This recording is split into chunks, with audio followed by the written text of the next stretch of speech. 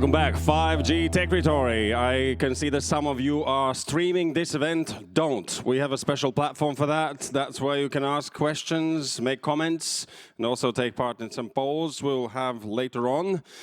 Now we will be talking city, mobility, and green. There are some topics we can talk again and again, and at some point even there's an impression that nothing is changing. Why? Because it's changing very slowly. The role of mobility in establishing climate neutrality in cities is the topic. And mobility as a service, last mile solutions, and urban logistics is the thing. So, let's discuss the role of private companies in developing green mobility landscape. Then what forms of multi-stakeholder governance have proven to be successful. We have some examples.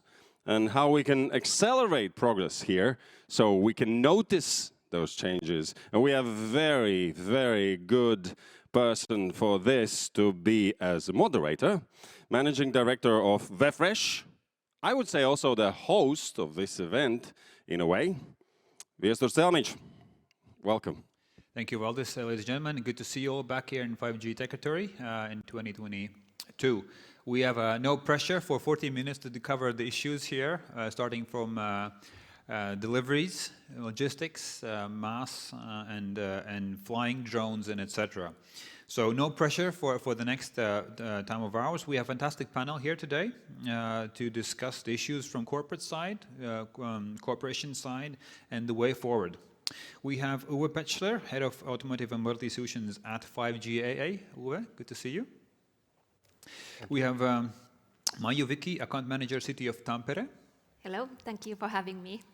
Kitija Gruškovica, Latvian Branch Royal Baltica. Hello. And we have Larissa Suzuki, Technical Director at Google. He's going to be zooming in for us in a second. And Monika Ternai from BMW Corporate Strategy. We don't have Monika on the board with us yet, but the rest of us are with here, so we're going to be kicking off it right now. Yes, I guess we have Monika. We have Monika. Do we? Do we? I see Larissa. Yes. Great, fantastic. Great, good to see you, Monika. BMW is in the house. Google, BMW, and panelists are in the house. Fantastic lineup. For the next 40 minutes, we have quite a few things to discuss. So, guys, let's kick it off in a short minute for all of you to profile yourselves in terms of where do you stand in terms of mobility, and especially the green mobility as we're looking at for the next couple of years. Uwe, let's start with you. Let's continue with Monika, and Maiju and Kitija. Okay, Uwe? Okay, thank you very much, and welcome to the session. So I'm representing 5G Automotive Association here, and this is an organization founded in 2016. And it brings the automotive industry and the telecoms industry together. And the mission is really to get connectivity onto the roads, to deliver, first of all, safety, more efficient, and also environmentally sustainable solutions and services. So that's clearly the focus of that organization. Now, it is clear under the headline of this panel, there are many measures how to improve the situation, and we as an organization, we focus on how connectivity can contribute to that. There are other measures like changing the traffic, private traffic to public traffic, or from combustion engine to electrical engine, but this is not our topic. Maybe Monika can address that, but we are looking at connectivity. How can connectivity help? Great. So we have the anecdote going around that in Ready right now, and in the next decade, we have computers, supercomputers driving on wheels around cities. And that's where connectivity comes in, absolutely crucial there. Maiju, City of Tampere, we have one city representative here today. This is the City of Tampere. So guys, where you work in mobility, please? Yeah, so I'm representing the city of Tampere, which is the second largest metropolitan area in Finland. And right now we are approximately 500,000 inhabitants, and the number is growing every year by 4,000 of people. And we say it's a busload of people moving into Tampere in every week.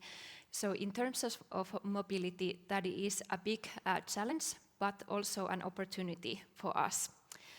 Regarding the climate issues, we are targeted to be carbon neutral by 2030.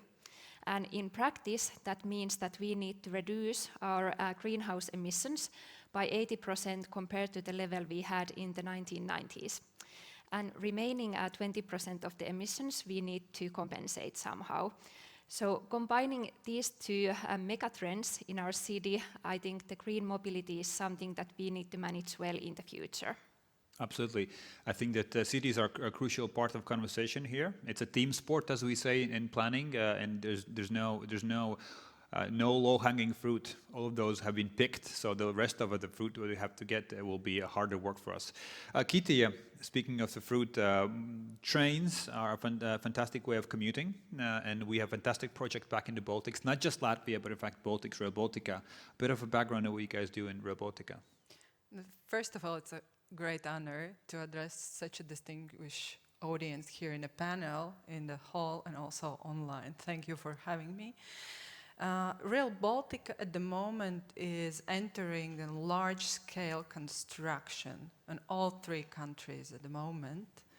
And actually, if we are talking about the drones, which you mentioned, so those with the annoying sound, they are our best friends due to high standards for quality, reporting, monitoring, security, and so on. We are using them on a daily basis. And metaphorically speaking, from the view of the drone, right now Rail Baltica is turning from the vision into reality. We are connecting 3 Baltic states with Europe. And beyond that, we are all the time keeping in mind our priorities, green goals, connectivity, mobility, and so on. Great. Who could have thought that when the foundations for the project were built, and back in 10 years ago, there were no drones in sight to be doing monitoring work, and now it's happening, and it's a part of the everyday life in planning and construction. Now, our esteemed panelists from abroad, Monica, BMW Group, corporate strategy. Guys, the work you do with the mobility, moving out just from vehicles into mobility in general. So what's the background in BMW? Yes, hello, and thank you for the invitation. I'm really happy to be here. Well, my background is in corporate strategy, and our department is called Sustainability and Mobility. And I think this shows that sustainability and mobility are a topic that's closely linked for BMW. On one side, we have the product, and we also have very high emissions targets, similar to the city targets we heard before. So we are really looking into decarbonizing the product, be it using the engine type, but also with the materials and so forth. But we also think that it's not only the product, but also the context in which the product is used, especially the urban context. So urban mobility and the framework that the product is used in is very important for us. And so we're working closely together with cities. I think we'll probably talk a little bit more about that later in terms of how can we improve these conditions on one hand to improve life in cities, but also to improve life for our drivers. Thank you, Monica. I think this is interesting. Again, looking a couple of years back now that you have to deal with data, you have to deal with planning, you have to deal with usage, you have to deal with mobility as a service. All these platforms and startups going on. I think it's a very exciting field to be participating. Larissa, Google, the name to rule them all in both Latvia and the Baltics and everywhere. Your take on mobility and the work you guys do with mapping and data in general, perhaps a bit of background of what you guys do. Yeah, thank you very much for having me. So we at Google, we work at the moment on the foundations for a future of mobility. We support companies and also cities on providing micromobility as a service, which are solutions to alternative to conventional transportation models. We also support with EV charging infrastructure, smart parking, mobility data planning. So how do we leverage data captured from vehicles to generate actionable insights for future smart city planning. We also got work on smart logistics for us to provide fully optimized logistic operation so that we can reduce travel distance and maximize cost savings and also carbon emissions.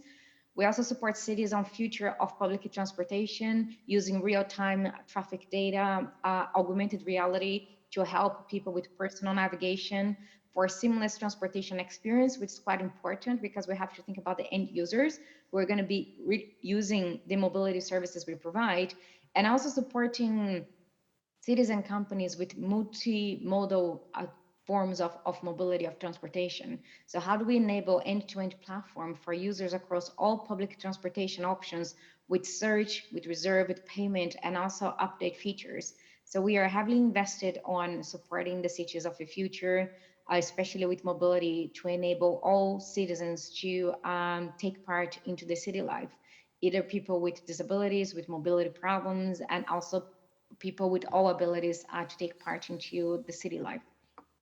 Thank you, Lisa. I think that this is a quite enormous amount of work you guys do. Again, this would be in conventional terms 4 or 5 university departments what you guys do in under the Google. Back just 10 years ago, and now this is happening under one wing of Google, from autonomous to EV charging to logistics to multimodal to providing data for the everyday use of maps and when people navigate the cities.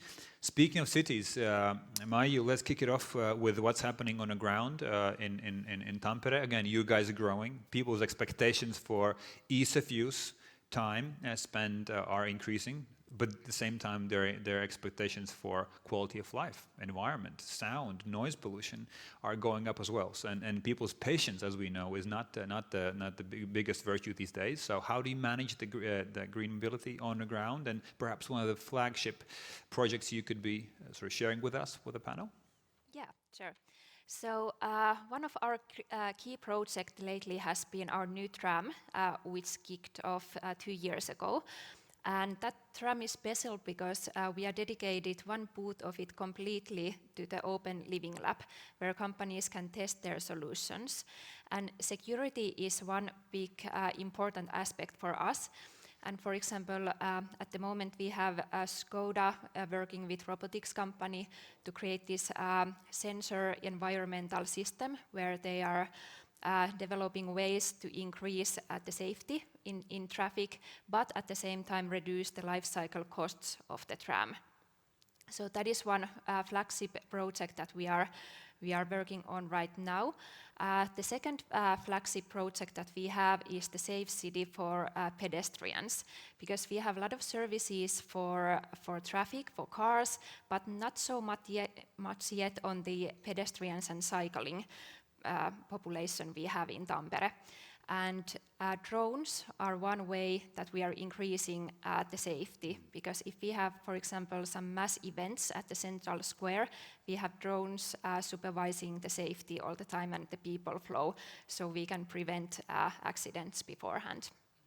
I think it's interesting that this could accidentally become a drone conversation. It wasn't planned to be, but this is a second mention of drones just within the scope of 2 minutes. Uwe, the sector is undergoing huge, unprecedented change. You know, we just heard Maiju mention Skoda now working on safety issues and connectivity in trams. This is something that was quite unthinkable a couple of years ago. From the perspective of automotive, where are we going with a greater demand from European sectors, and companies have to restructure themselves and their business models? Your take on this from the 5GA perspective? Well, I would like to come back to 2 maybe important statements which are really important to be considered. The first thing is safety itself and reduction of accidents, etc., reduces pollution because the traffic flows better, etc. So this is very obvious. And that's why the effort to increase safety for vehicles, but safety also for pedestrians, for bicycle riders, is an important topic, which contributes. The second point is there's no need to wait for 5G, not talking about even 6G or so. 4G is, in particular in urban areas, is well established in Europe, And there is a huge potential to use that connectivity to improve safety and to support other use cases. Maybe let me provide a few examples. 5GA commissioned a study to really understand a bit better what are potential use cases which can help. Some are extremely obvious. If you digitalize in a city, for instance, the traffic light infrastructure, and you have connectivity from, for instance, from trucks, and the trucks can have an influence on the traffic light, that has a very good consequence, because they don't need to stop if they get green lights. And in cities which have harbors, that is even extremely obvious. Yeah? The roads into the harbor or out of the harbor with lots of trucks, and if you can avoid that they have to stop at every traffic light, it has an immediate impact. Yeah? It is not the world-saving solution, that's also clear, but it is one piece which contributes to the very ambitious targets we all have. And we cannot avoid to leave some of the contributors out of the picture. So in general, if you keep traffic flowing and you avoid stops, that can have a tremendous impact. And the study shows that up to even 40% or so. Yeah, that's one thing. For the output, you mean? Yes. Yeah, that's a great increase. I was surprised to hear that on technical terms, it only takes 2 large trucks to cross on a green light, or 15 cars. So if one of the cars is stopping, it means that only one goes through. So you just imagine what would that take in terms of traffic jams. Larissa, over to you. We've been speaking about the safety issues. We've been speaking about connectivity issues and how connectivity enables to actually increase the output for perhaps trucks and logistics in general. What are some of the challenges you guys are working back into Google to facilitate the flow, to facilitate the quality of life in cities, and especially green mobility? What do you mean in terms of connectivity? As far as the work you guys doing with data that you provide for cities, perhaps that gives them a chance to navigate and monitor the situation on the streets, where the traffic jams are there, where the hotspots are, where the bottlenecks are being created? Yes, so we are working a lot on open data sets for urban, environmental, and geospatial analysis. So there are free to use resources for the environment assessment and decision making. So we work with Waze a lot on Waze for cities. So it's a freely available program for cities and other qualifying public entities that provide access to raw Waze data, such as traffic jams, alerts, or irregularities provided by an API as feeds, or also via a BigQuery dataset that we provide. So it's really like free to use, and it helps like we tap a lot on the power of the wisdom of the crowds. So it's possible for us to automate some parts of like disruption in transportation, disruption in traffic. However, we still need to rely on our users, because we cannot really anticipate when, for instance, a load on a truck, for instance, or on a lorry is going to come off the truck and fall onto the pavement. So there are several things that we need to rely on the wisdom of the crowds. And I think that is one of the great things about like using such connectivity with our users, because for instance, through Waze, what users can do, they can contribute, they can agree with that. They provide this as kind of volunteers to help us to create a better environment for all of us. So we offer a lot of like help also in terms of like mapping and navigation, especially for users. So we work with JR, that is the Japanese rail system, providing them with ability to provide augmented reality for users to really navigate inside of like those big rail stations, to also help people to navigate, like to have a mapping application for users, pedestrians looking to improve their commute on their daily lives. So we are doing a lot in terms of like helping not only cars be safe on the street, but also like users, for them to have a delightful commute. Absolutely. I think one thing to pick up for municipalities, data is there for analytics to see the flows, what's happening in the cities and in our routes. I think this is something to be picked up from the conversation. And to continue on my point, there's a fantastic tool now, not just 2D but also augmented. What are the good routes for pedestrians to take, whether in foreign places or in train stations or their cities in general. Monica, as coming from the perspective of a car maker, you're now transforming and perhaps been doing that for quite a while into mobility service. What does it take, and what is your relationship with the largest challenges that we face in the cities, which is pollution, noise pollution, traffic jams, and safety issues? Yeah, I think what's interesting is that all cities are different, but most cities do have the same issues that you just mentioned. So you have the traffic jams and the pollution and so forth. So cities are constantly looking for solutions to solve this, and usually they just pick one that they think might be successful in another city. For example, London has this congestion charge. But sometimes it doesn't work and they don't really know why. So that's why we are closely working with cities, and we are looking into various areas to support projects to make mobility in cities better. So on one hand, we're looking into the electric mobility topic, not only in the product. Obviously, we do have electric cars, but the question is, how can they be charged? Is there enough charging infrastructure? Are there digital services that help the user to have a better charging experience, bi-directional charging, all the things around the electrical grid. But we also look into traffic management. I think Uwe mentioned it, that traffic management is one of the huge challenges. If done right, it could be a big tool to solve traffic jams and help there. So we do have a couple of pilot projects in cities there to develop also digital solutions. And third, the mobility transformation. Obviously, we do not want to just develop services without looking at the users. So we do have a lot of analytics in terms of looking at the data, how do people move around in cities, what are the needs there, but we also have a lot of discussions with citizens in cities to find out what their mobility needs are, and then find out if it needs a product, if it needs a service, to find out what the best approach is there. Thank you, Monica. I think this is just a testimony to the fact how things have changed from selling vehicles now to working in planning.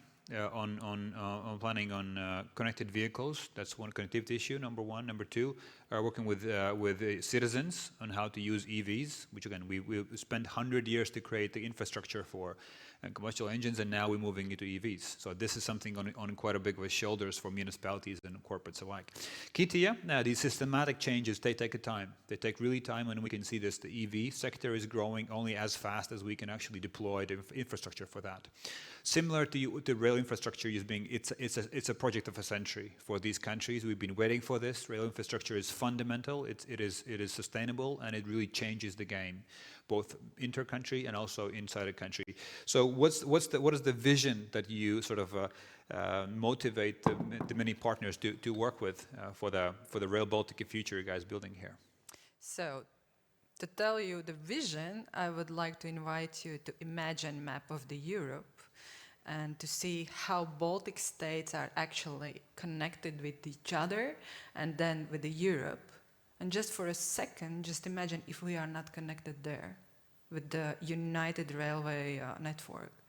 So without that, we cannot offer our passengers and also cargo services huge possibilities to travel in a shorter period, in a more comfortable environment, and actually to reach new destinations for the job, for studies, for the business.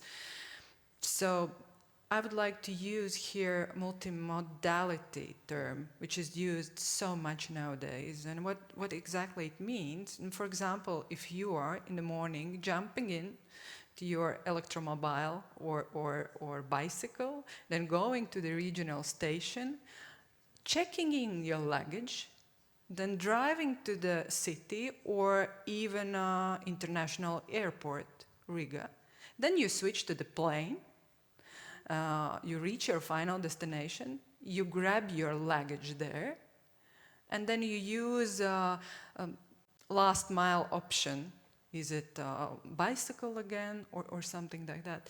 So only using these possibilities and connectivity, we actually can reach this European Green Deal.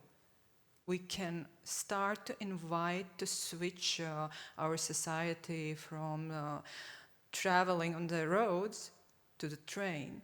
And also for the cargo is the same. And this is the way how we are going to reach this sustainability target, to switch off this fossil fuels and extremely reduce emissions, extremely.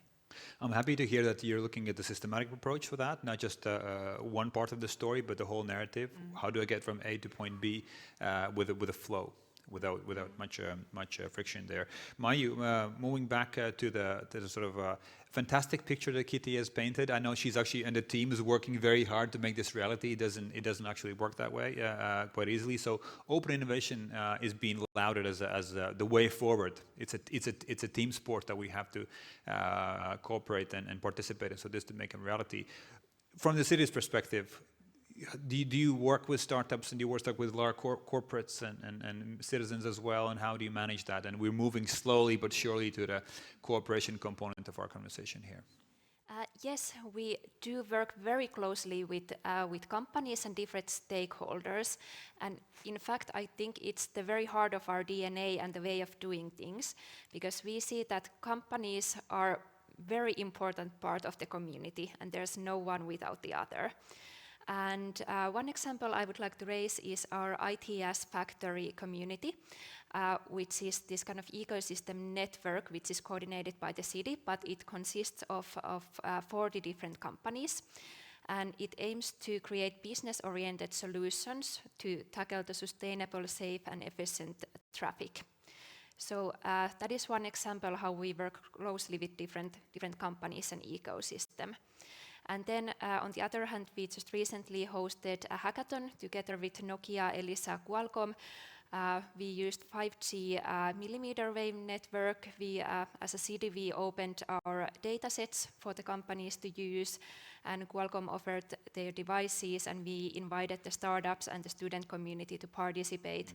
And there were actually a few concepts related to mobility as well. So those are few very practical examples how we work together with the community in the Tampere region. I think this is a fundamental issue of building trust. That the vision that Kitty, for instance, painted, it actually builds on trust, because none of these things have been built before. This is the first time things like that are built, so you have to actually trust. If you don't have trust, it's very long and very painful and with a lot of risks at the end.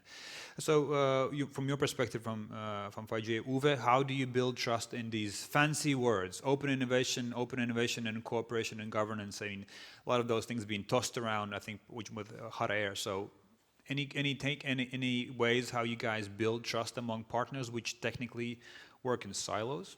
Now, first of all, the existence of 5G 5G automotive It's a testimony to that. is a proof point that two industries have recognized we need to work together.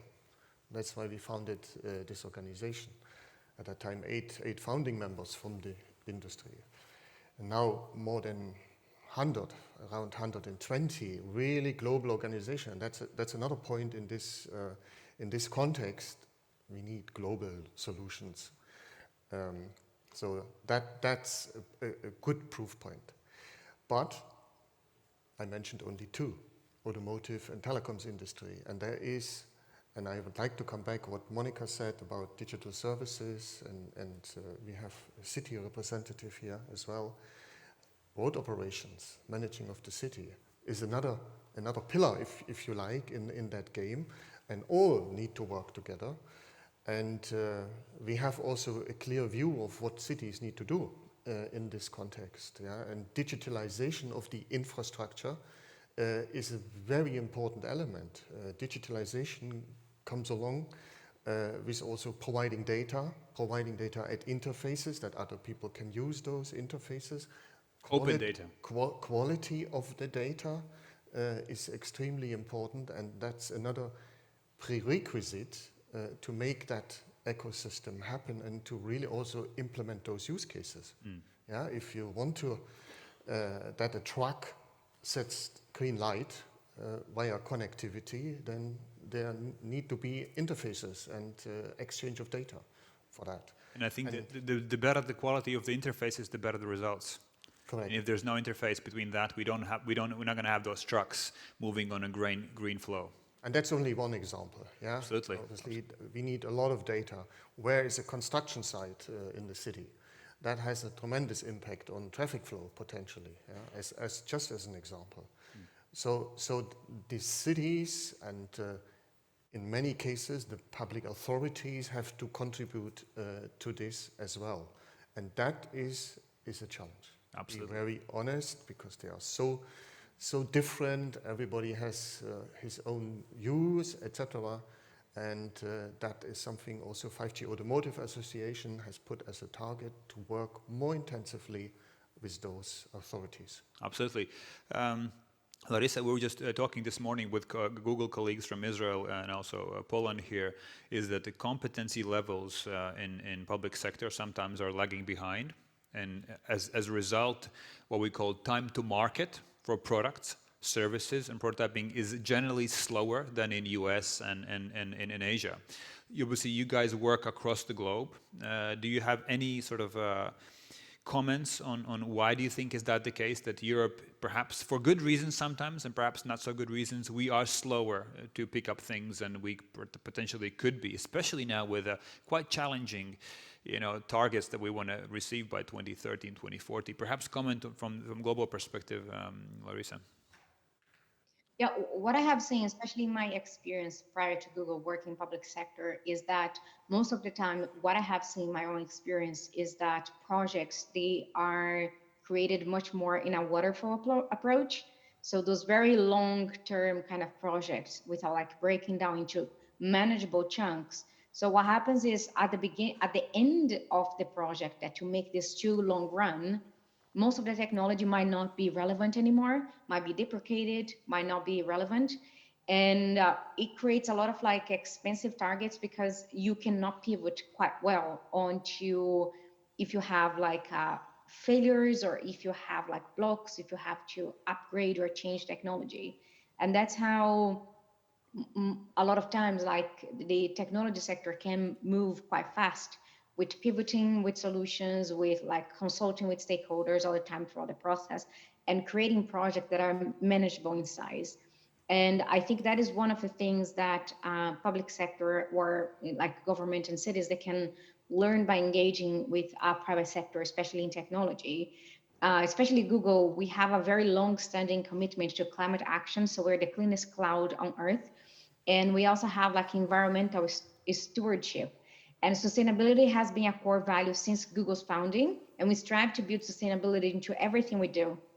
So when we create our data centers, when we run AI in production, we do like a lot of work on sustainability of even the code that we write.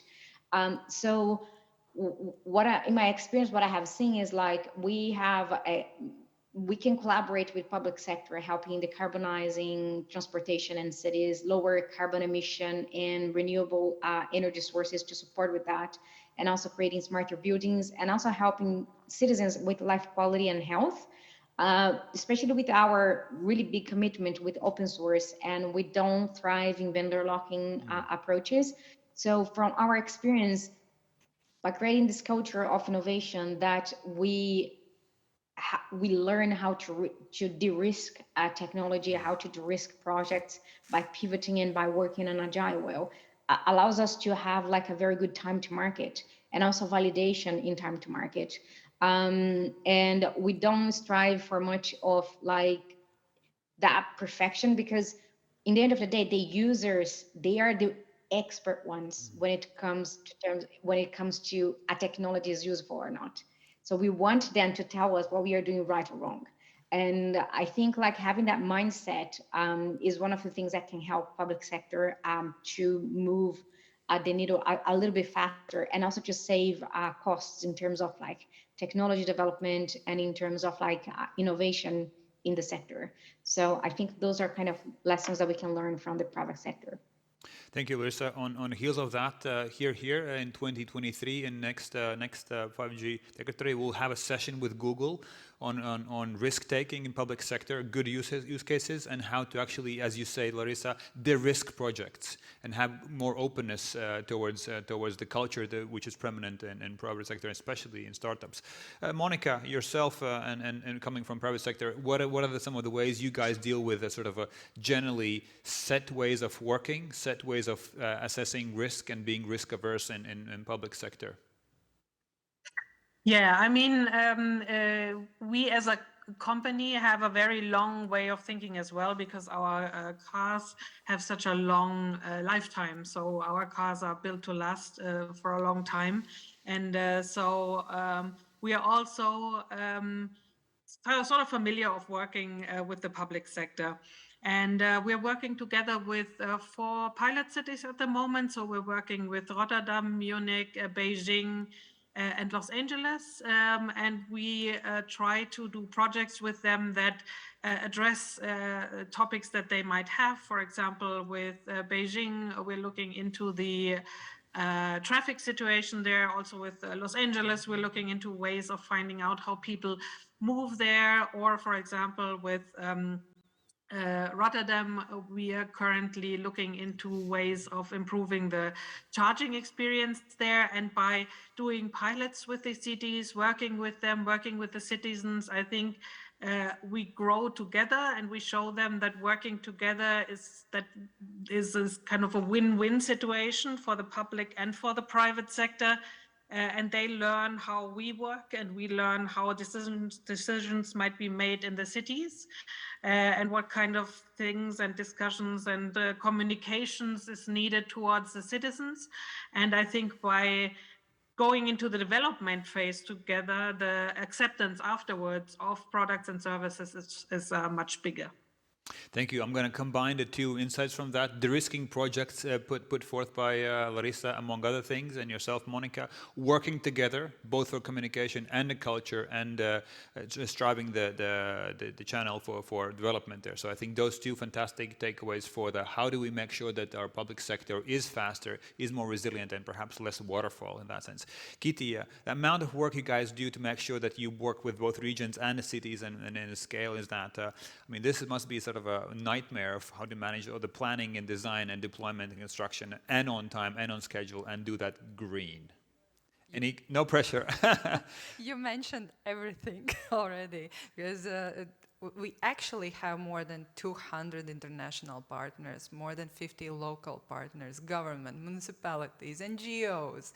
And actually, to get the full potential of this project, we need to focus also on the regional station. It means municipalities, and they know their rights, and they are requesting a lot of things, and actually we are targeting, and we would like to implement everything to get the most of this potential. But on the other hand, we need to gain deadlines and the budget. So sometimes we give priority, and actually not sometimes, but mostly we give priority to meet all the needs. And sometimes we are having delays, and it's fine. So, but it is really difficult. And also we should keep in mind that we have 3 countries, and each country has a totally different legislation. So in all levels, we have huge discussions, and we do that. Great. As I said, next year we're going to have a panel with Google and on risk-taking and risk culture that has been spread globally.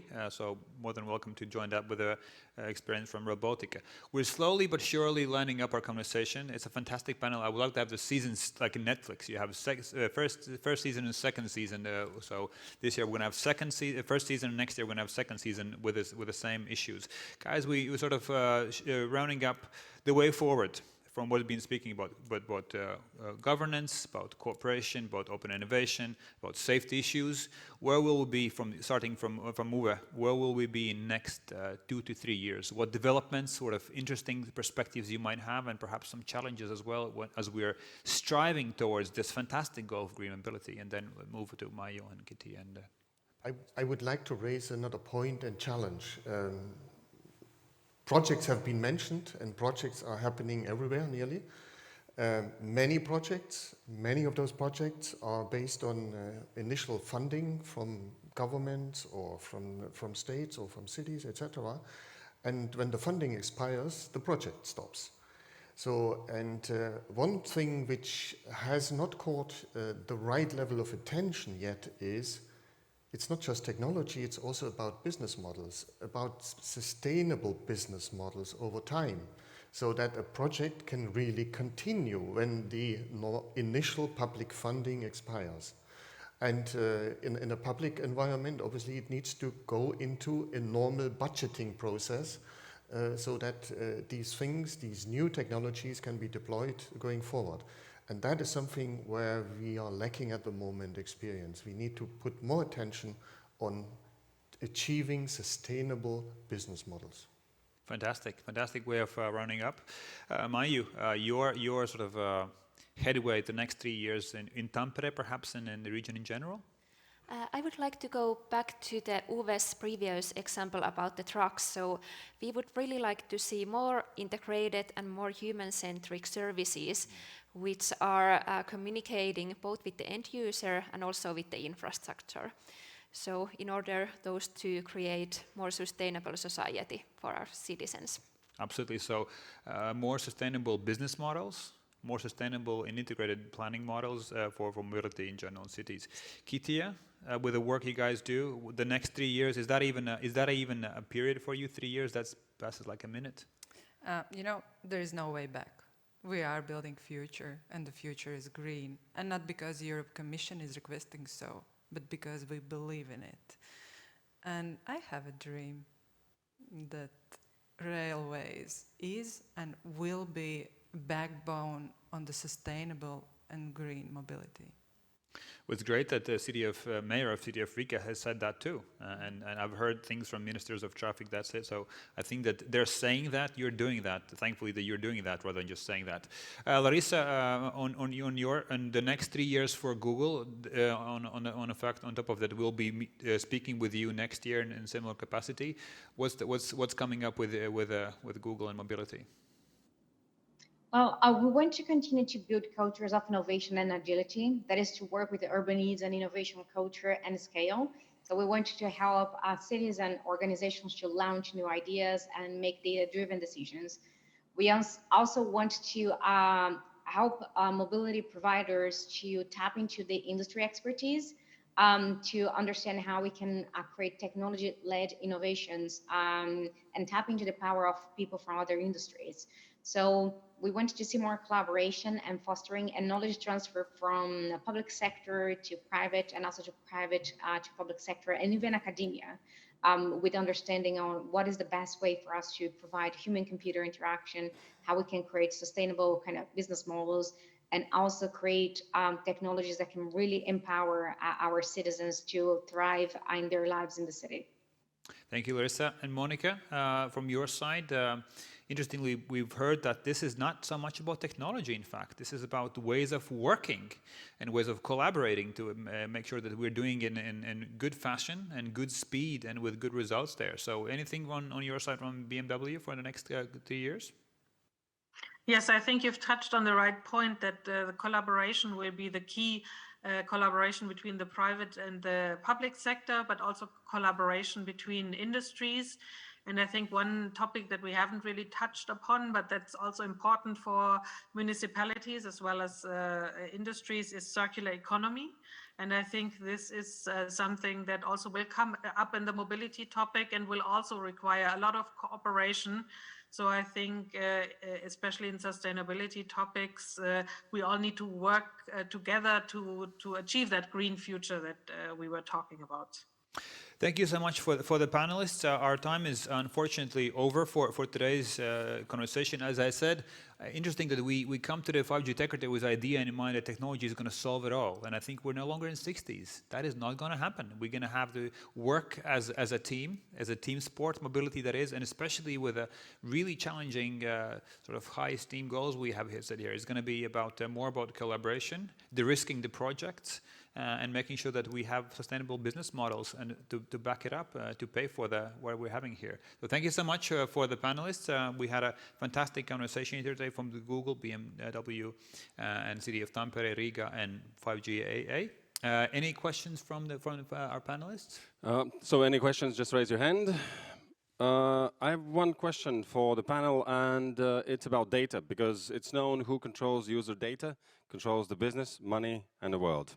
So automotive industry and big data companies, let's say some applications like Waze, for example, Google also, how do you find a balance between the user needs, how you cooperate with each other? Because I know, for example, car industry, especially when the electric cars are coming up, they would like to also control all the data. Users are saying, just give me some phone connectivity, I'll plug my phone in, that's what I will do.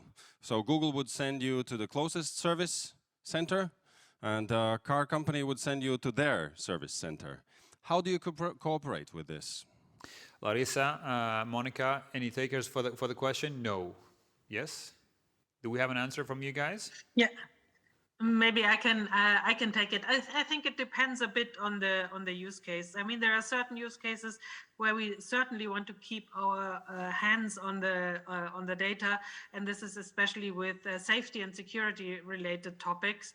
So I think nobody wants, if you're driving a car, nobody wants a lot of third parties to have access to the brakes or something like that. Whereas with other things, we are aware that our customers also want access to, for example, the services that they have on their smartphones.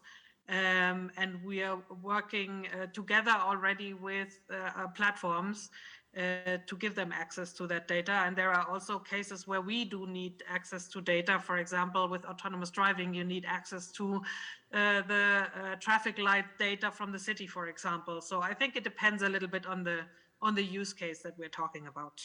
It's an economy we're still building. It's in the making. Thank you so much for the panelists. Monika Dernai, BMW Group. Round of applause. Thank you, Viesturs. Larissa Suzuki, Google, Maija Viki, City of Tampere, Uwe Puchler from 5G AA, and Kitja Gruškevica, Rail Baltica. Round of applause. Thank you.